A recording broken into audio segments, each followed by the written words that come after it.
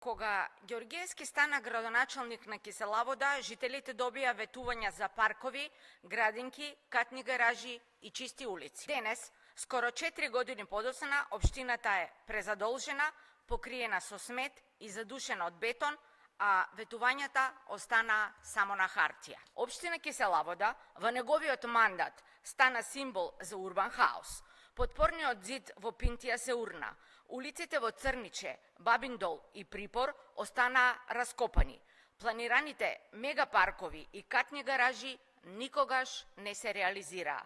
Релокацијата на Центарот за завитници и паркот на неговото место остана само празно ветување. Најмалку 100.000 евра од општинските пари завршија на сметки на блиски луѓе на Ѓоргиевски. Со пари на граѓаните, тој си ја купува довербата и поддршката, тера лажен пиар и промоции.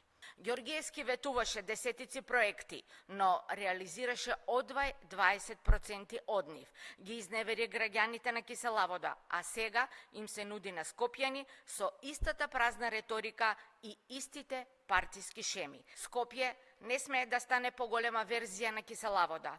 Главниот град не заслужува пион на Мицкоски, кој ќе користи градската каса како каса за партијата и ќе го потоне град Скопје.